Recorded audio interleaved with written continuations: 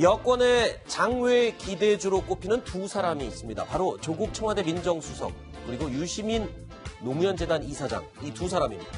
총선을 1년 앞두고 두 사람의 출마와 정치 재개에 눈길이 쏠리고 있는데요.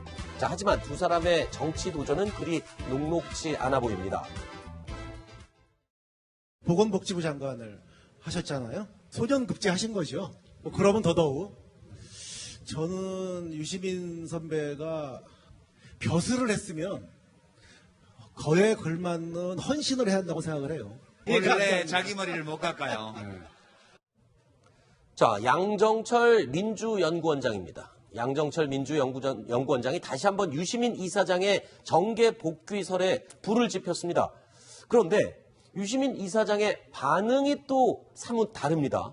최근에 있었던, 얼마 전에 있었던 반응과 또 달라요. 그렇죠. 많이 다르죠. 네. 여태까지 여러 번 내가 정치를 하지 않겠다고 얘기를 했다. 이렇게 철저히 선을 그은 반면에, 네. 그러니까 28일 같은 경우는, 양 원장이, 그러니까 그 노무현 정부 때 47살에 보건복지부 장관을 했습니다. 그러니까 소년급제한 거 아니냐. 그러니까 벼슬을 했으면 그에 걸맞는 헌신해라. 이렇게 주문을 합니다. 그러면서 내년 다음 차기 대선 때, 유 이사장하고 뭐 조국 수석 등이 나오면 얼마나 그러니까 진보 진영이겠죠. 그쪽에서 안심을 하겠느냐 이러면서 네. 대선 출마를 권합니다. 그랬더니 유 이사장의 발언은 나는 내 머리를 그러니까 중이 제 머리를 못 깎는다. 내가 스스로 먼저 얘기할 수 없다. 뭐 이런 식의 뉘앙스를 그렇죠. 남깁니다. 그러면서 원하는 것은 내 뜻대로 할 수 없지만 안 하고 싶은 것은 내 뜻대로 할 수 있다. 이 얘기는 다시 얘기해서 자, 지금은 내가 내 길을 내 스스로 먼저 얘기하자면 뭐하다 이런 뉘앙스를 그렇죠. 풍겼기 때문에 아마도 다시 한번 대선에 출마하는 것으로 그렇게 불씨를 살린 게 아닌가 이런 네. 이제 기대감을 모으고 있는 상황입니다. 자기 머리는 깎지 못한다. 말을 달리하면요. 남이 좀 깎아달라라는 소리로 해석할 수가 있는 그런 문장입니다. 이 때문에 유시민 이사장이 대선에 출마할 것이다라는 예언까지 이제 나오기 시작했습니다. 그래서 상당히 그 발언이 정치를 하는 쪽으로 대통령 후보가 되는 쪽으로 진전시키고 있다. 그리고 저는 유시민 이사장이 대통령 후보로 나오는 것을 환영합니다. 아하. 그렇다면 유시민 이사장의 발언이 실제로도 대선을 향해 한 걸음 한 걸음 나가고 있는 것일까요? 저는 직업으로 정치를 완전히 떠났고 나중에 뭐 제가 혹시 하게 되면 욕하시고요. 네, 하고 말고는 제 마음인데 저는 이제 제 인생 살아간다 그런 태도로 하고 있죠. 원래 자기 머리를 못 깎아요. 직업의인으로서 정치는 떠났다라고 이야기한 한 달 전과 달리 뭔가 바뀌었어요. 바뀐 계기가 뭐가 있었을까요? 최근에? 글쎄요, 뭐 최근에 이제 이재명 지사가 일단 지금 무죄를 선고받았잖아요. 그렇죠. 그런 측면에서 보면 일단 유시민 이사장은 노무현재단 이사장입니다. 네. 아마 이제 친문 세력, 친노 세력의 어떤 지지를 사실은 이제 이재명 지사가 여러 가지 논란이 된 거는 어쩌면 친문 세력 내부의 어떤 갈등 때문에 그렇죠. 소송이 비롯된 거 아니겠습니까? 그런 측면이 있기 때문에 여러 가지 정책 상황이 좀 바뀌었다는 생각이 드는데 저는 근본적으로 그저께 행사에 대해 좀 문제제기를 하고 싶어요. 네. 왜냐하면 이게 노무현 대통령의 이제 추모 10주년 문화제였습니다. 네. 근데 저는 느낌이 이게 유시민 문화제가 아닌가라는 느낌이 들어요. 자, 어제 저 자리가 과연 지금 뭐 차기 대권을 누가 나가느냐 안 나가느냐를 이야기할 수 있는 자리인가라는 문제가 있습니다. 아하. 왜냐하면 지금 다들 집권 세력들 아닙니까? 네. 그러면 지금 대통령께서 한지 임기가 2년입니다. 그럼 어떻게 하면 이 정권을 성공시킬 수 있을 것인지 이런 문제에 대한 논의에 앞서서 본인들이 지금 나가는 문제를 가지고 뭐 머리 깎아주겠다 어쩌다 이야기를 하면서 저렇게 이야기를 하는 거 과연 정상적으로 볼 수 있는 건지라는 문제를 제기를 하고 싶고 네. 그리고 이제 앞으로 선거가 많이 남았잖아요. 그리고 저 자리가 문화재 자리라고 이제 허락을 해줬지 않습니까? 얼마 전에 자유한국당이 광화문에 집회한다니까 정치 집회가 안 된다고 허가를 안 해줬잖아요. 네. 근데 저거는 정치 집회입니까? 문화재입니까? 저는 그런 헷갈리는 측면이 있어요. 네. 아니 그러면 지금 이 시점에 저렇게 나와서 다음 차기 대선을 이야기할 때인가라는 근본적 문제를 제기하고 싶습니다. 자, 유시민 이사장이 대권까지 바라보고 있다면 풀어야 할 문제도 있습니다. 문재인 대통령도 한 차례 위기에 직면했던 바로 호남 민심입니다. 특히 대북 송금 특검에 대한 기억이 있죠. 그거는 김대중 대통령과 노무현 대통령의 관계에 관한 문제예요. 김대중 대통령이 하신 가장 중대한 업적이신데 유시민 이사장이 대단히 부적절한 발언을 했다. 네. 이렇게 생각을 합니다. 김대중 대통령께서도 네. 노무현 당선자 측에 굉장히 반대 의사를 밝혔습니다. 그리고 나중에 민주당과 열린 우리당이 통합을 할 때 대북 송금 특검의 과오에 대해서 대국민 사과를 요구했고 통합 조건으로 열린 우리당에서는 사과를 했습니다. 네. 윤정현님, 네. 무려 16년 전에 있었던 해묵은 갈등인데 이 얘기가 왜 다시 갑자기 끄집어내진 거죠?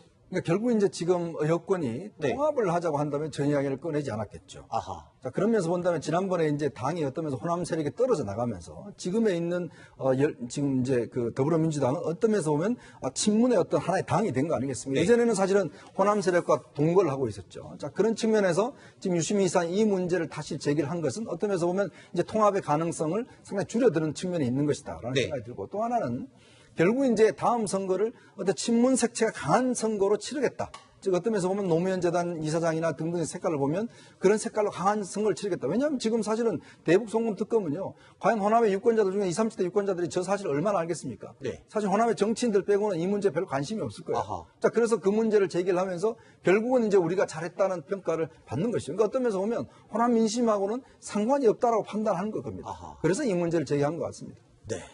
자, 민주당의 총선 전략 베이스 캠프라고 불리는 양정철 민주연구원장은요, 유시민 이사장뿐만 아니라 조국 민정수석의 정치 입문에도 불을 또 지폈습니다. 유시민, 조국 두 분 정도가 뭐 조금 그게 같이 가세를 해서 열심히 경쟁하면 뭐 국민들 보기에 얼마나 다음 대선이 안심이 되겠습니까?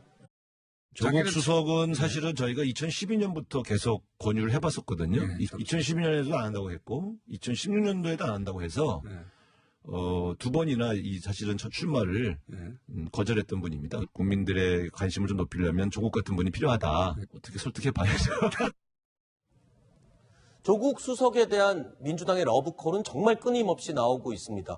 본인이 안 하겠다고 여러 번 얘기를 했는데도 불구하고요. 그런데 유시민 이사장의 경우를 보면 뭔가 마음이 바뀐 거를 확인할 수 있잖아요. 그럼 조국 수석도 마음을 바꿀 가능성 충분히 있지요. 네, 근데 유시민 이사장하고 비교하면 안 되죠. 아, 그래요? 유시민 이사장은 기본이 정치인이잖아요. 그렇죠. 그죠? 본인이 직업으로서의 정치인을 안 하려는 그만뒀다고 얘기를 했지만 어쨌든 국회의원의 장관에 기본적으로 본인이 정치인 출신이니까 다시 한번 친정인 정치 쪽으로 돌아갈 가능성은 농후한 거죠. 그런데 어쨌든 조국 민정수석은 교수 출신이 정치인 출신이 아닙니다. 정치에 발을 담근 적은 없어요. 지금은 청와대에서 민정수석을 하고는 있지만 청와대 민정수석 사실은 정치인이라고 보긴 좀 어렵죠. 그렇죠.